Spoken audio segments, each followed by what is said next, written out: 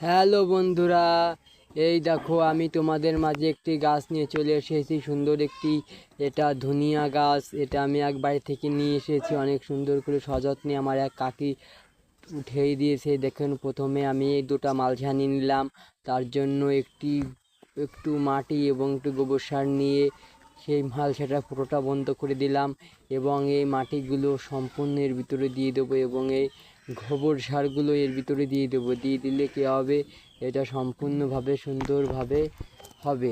এই দেখো আমি এর মাটিটা ভরা হয়ে গেল, ভরার পরে একটু গোবর সার দিয়ে দিলাম। সুন্দর করে চারিপাশে গোবর সার দেওয়ার পরে এটা এই যে দুটো ধনিয়া গাছ আনিয়েছি, ধনিয়া গাছ দুটো লাগাবো। এই দেখো সুন্দর করে, এই দেখো এটা খুঁচে এটা সুন্দর করে পুঁতে দেবো। এই দেখো পুঁতে দেওয়ার পরে এই দেখো বন্ধুরা, আমার এইসব গাছ মানুষের বাড়ি থেকে আনতে খুব ভালো লাগে, তবুও অনেকে দিতে চায় এবং অনেকে দিতে চায় না। তবুও আমি এগুলো আনার চেষ্টা করি, আমি নিয়ে আসবো।